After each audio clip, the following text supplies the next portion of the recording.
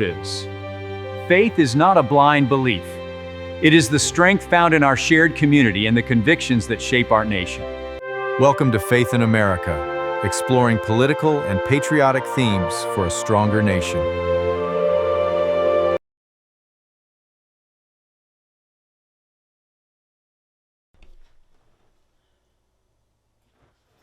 Bridges or boundaries? A biblical perspective on interfaith encounters. Welcome to Faith in America, where we explore today's headlines through the lens of Scripture. Today's episode examines a historic moment, the visit of Pope Leo to the great Mosque of Algiers on April 13th, a gesture meant to promote peace and interfaith unity between Catholics and Muslims. But how should Christians interpret this? Is it a model of Christ-like humility, or is it a blurring of spiritual lines? Let's walk through this carefully. What happened?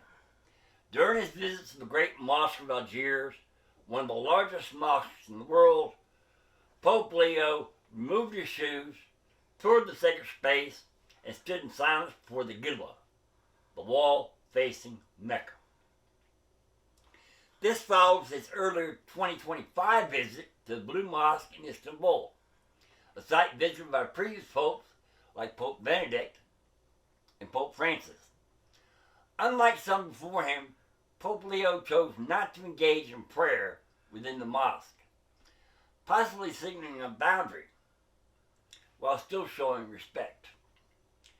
He described these visits as a way for people of different faiths to live together in peace. There are biblical foundations for peace. The Bible clearly calls all believers to pursue peace. If it be possible, as much as lieth in you, live peacefully with all men. Romans 12:18, blessed are the peacemakers. Matthew 5:9, for this perspective, gestures of respect, humility, and dialogue are not only acceptable, they can reflect the heart of Christ. Jesus himself engaged with those outside the Jewish faith tradition, including the Samaritan woman in John 4. He did not avoid conversation. He entered it. So engaging with Muslims in a spirit of peace and mutual respect is not inherently unbiblical. But there are biblical boundaries and truth. Scripture draws clear lines when it comes to worship and truth.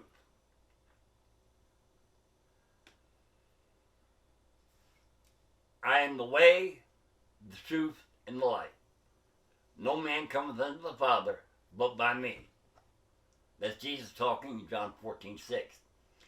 Be ye not unequally yoked together with unbelievers. 2 Corinthians 6:14. Christianity teaches that salvation is found in Christ alone. Islam, while honoring Jesus as a prophet, denies his divinity. So here's the tension. Can Christians promote peace without compromising truth? The answer must be yes. But it requires discernment. Respecting a space as a place where people seek God is different from affirming that all beliefs are equal. The Bible never teaches that all paths lead to God. Presence versus participation. One key distinction in this situation is presence versus participation. Being present in a mosque can reflect humility and openness. Participating in non-Christian worship raises theological concerns. This is where Pope Leo's decision not to pray inside the mosque becomes significant. It suggests an awareness of that boundary. Christians are called to be in the world, but not of it. John 17:14-16. That means engaging without conforming. This tradition began with Pope John Paul II visiting the great mosque of Damascus in 2001. The first pope to ever enter a mosque. Since then, interfaith visits have become more common, often framed as steps towards peace in a divided world. But they've also sparked criticism, especially from those who fear that unity is being pursued at the expense of doctrinal clarity. There's a biblical response. And how should we as believers respond? We pray for wisdom. Not every situation is black and white. Leaders need discernment. We need to stand firm in the truth. Love does not require compromise. Jesus was full of grace and truth, John 1:14. Engage without fear. We are ambassadors for Christ, 2 Corinthians 5:20. Called to represent him in every setting, even unfamiliar ones. Test everything.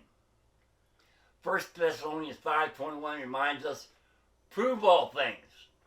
Hold fast to that which is good. In closing, interfaith gestures like this can either build bridges or blur lines. The difference lies in the heart and the message. Peace is biblical. Respect is biblical. But truth is non-negotiable. As believers, we are called to walk that narrow path, loving boldly, but standing firmly on the Word of God. Thanks for listening to Faith in America.